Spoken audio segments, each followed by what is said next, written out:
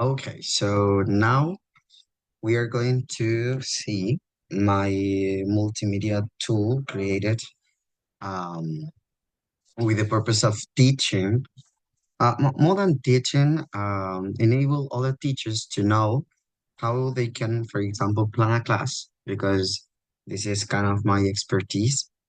Um, how to plan lessons focus on multimedia. Um, Principles, usability, and all the different tools that they can use, and some ideas of some activities that are useful to improve the learning. Okay, so my presentation is interactive multimedia English. So it's exploring the world through language. Okay, so let's continue. First, the class description.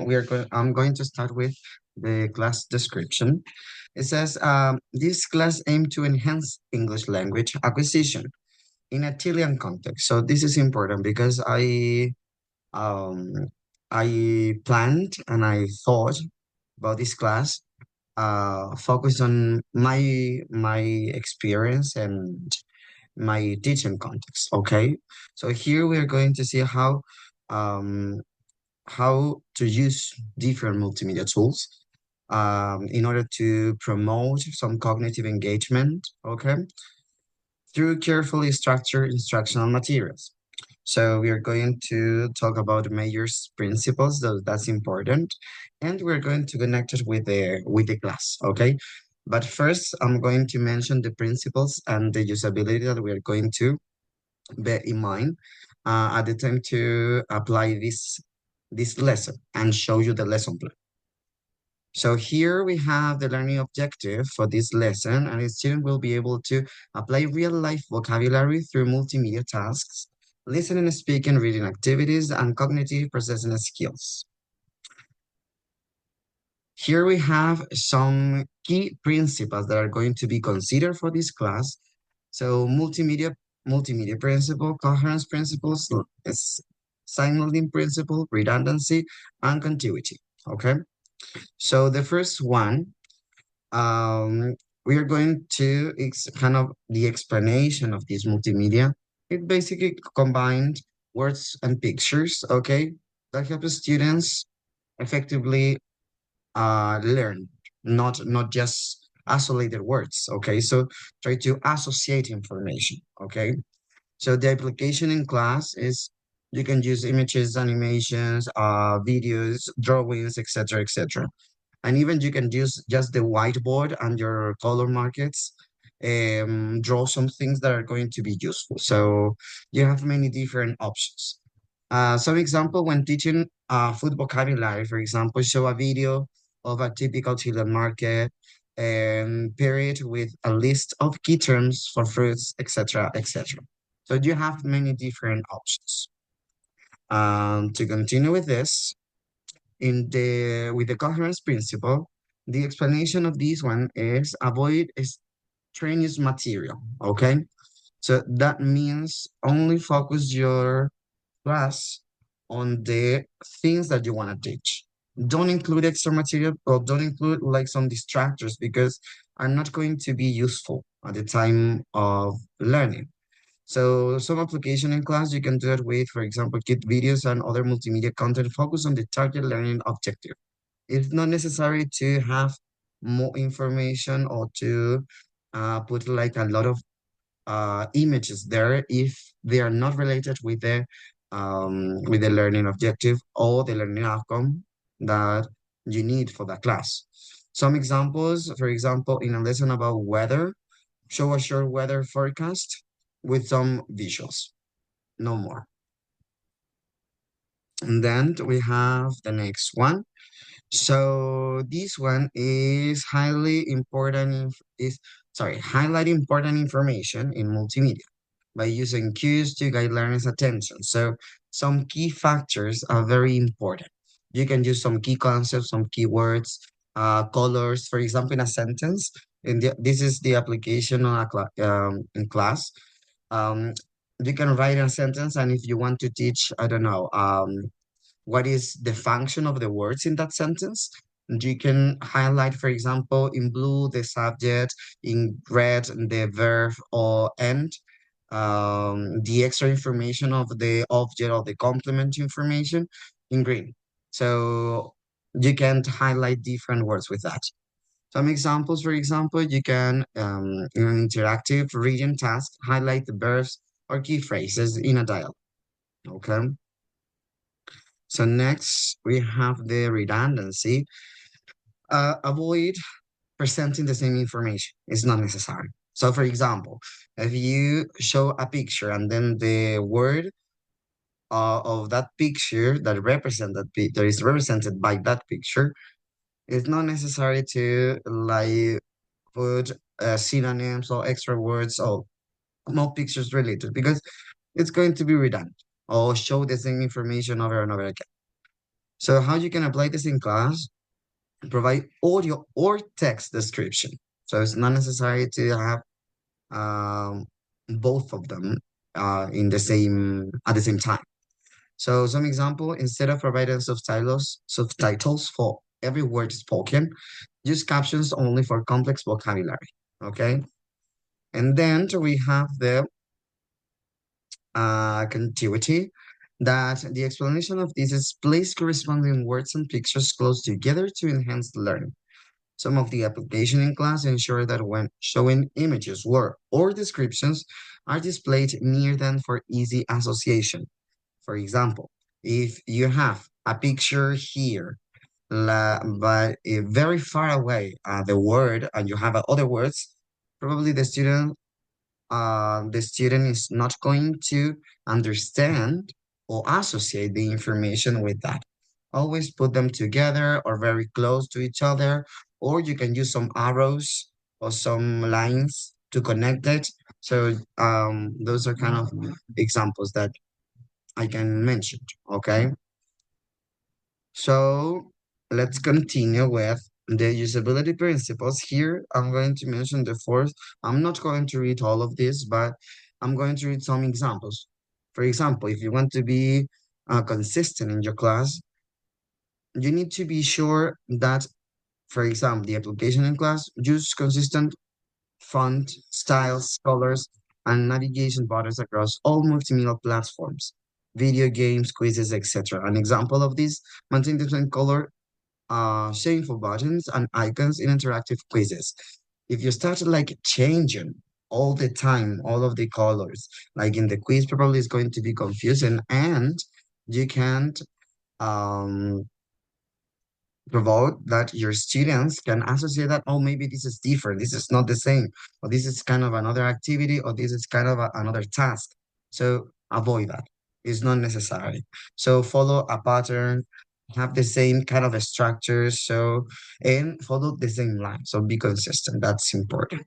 And we have other examples here. The feedback, you should give very clear feedback related to what the students have done, not start talking about things that you already um, seen in different contexts. No, at that time, what happened with the strength and weaknesses that the students need to improve. Okay, in the case of weaknesses, of course, the task completion. So you have many different options and accessibility. So be sure that all of your students can have access to different um, multimedia kind of tools, videos, internet connection, etc., etc. And then we are going to see what is the plan that I created. So in the warm up, you need to consider, I consider 10 minutes. I think it's not necessary more time. The activity that I propose is show a short 2 minute video introducing a real life context. For example, you have trip to Santiago's central market. Santiago is the capital in Chile. Um, then the goal here is engage students with relatable situation while introducing the target vocabulary. Okay. And the principle that you need to consider is multimedia and coherence principle. So the content should be relevant and the visuals should be together. Okay. So be coherent here. Then the vocabulary building, I selected 15 minutes. Okay, so the activities use multimedia presentation that shows images of common food with voiceovers for pronunciation. In this case, you can have the audio, like you can click on it, or even you can pronounce the words. Here is not kind of food, okay? But the picture that I have here are basically flashcards focused on animals. So if you see, the word is related to the animal that is here. So the goal is students learn new vocabulary in a visual context, not just the word, like isolated words. So here you have many principles to consider: multimedia, silently, contiguity, because you have the words and the pictures together. Okay. Then the guided practice, this is the most important part. So that's the reason that I stipulated 20 minutes here. The activity here is interactive exercises on a tablet or PC or laptop, whatever you have really at school. It depends of the resources that you have too. Cell phones could be their student cell phones could be too, where students drag and drop words to corresponding images or sentences. And even you can do it like with some flashcards, with some kind of physical um, letters or thing, and you can like paste it on the whiteboard and connect it there. So you can do that too if you don't have the technology. So the goal, reinforce the new vocabulary by engaging students in an interactive task. So they're going to be able to practice that. So you have different options. You can use the technology, or you can do it like in the old-fashioned way and use some drawings and put some words together, and you can form some groups and you improve teamwork. So you have many different options. And usability principles. So task completion and feedback, basically. This is the principle that we need to consider in this guided practice. And the listening and speaking part, always I gave 20 minutes too, because it's kind of practice as well. Okay, so you need to be very sure about the time that you need to consider in your class. Of course, this is a very long class, but here in Chile, some schools we consider 45 minutes per each like model. And when you have two models together, you have 90 minutes. So yeah, you can do many different things with those minutes, in those minutes. So the activity is play a short dialogue between two people shopping at the market, then have students listen and repeat key phrases. This is kind of a repetition. They can practice pronunciation here. You can be sure if they are able to comprehend some sounds, etc. You can play different games. For example, when you say a word to another student, like in your ear, I don't remember exactly what is the name of that game, but and the last student who heard what the first student said should say it, and then you can be sure if they really understand and comprehend what is the word or what is the sound that they need to produce. So I think this is a very interesting activity that you can apply it in different contexts. It's not just in an English class. The goal is to develop listening comprehension and speaking skills using authentic language. Okay. You can use some sentences, phrases, words, even a joke, or maybe you can use paraphrasing. So enable them or allow them to paraphrase different things. The principle here, again, multimedia and coherence, because you need to be very conscious. You need to be aware of the audio and the visual context. Okay.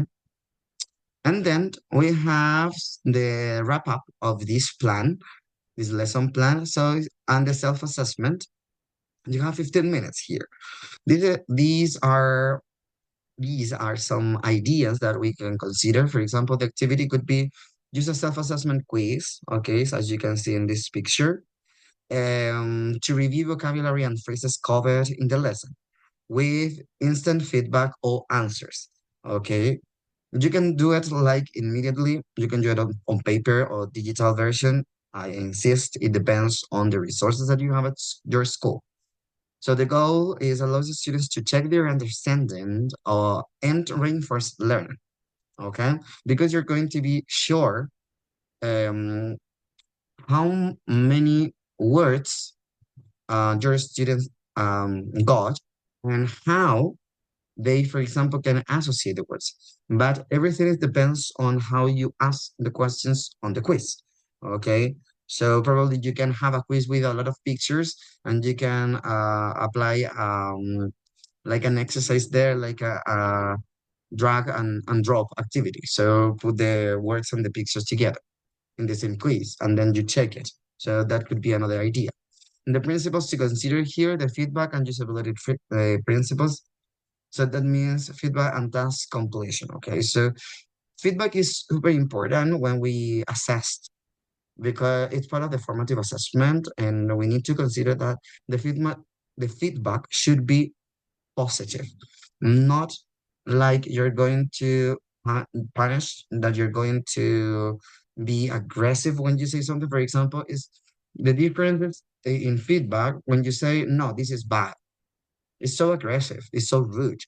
But if you say, no, you should improve this, or you need to consider these other aspects, so you enable the student to develop a metacognitive skill and critical thinking skills as well, and a different process of understanding and acquiring the language. Okay, and don't and never please be rude when you do this. Some teachers unconsciously do it, but that's not okay.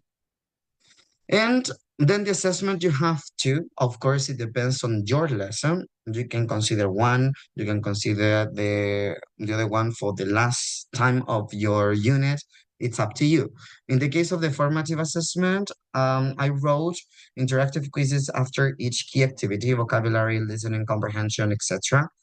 And in the case of the summative assessment, a short speaking activity where students use the learned vocabulary in a role play. For example, they need to create a dialogue first and they need to act it out in front of the class or in a video or create a situation, a story, but they must include the vocabulary that they have studied in class. That's the important thing.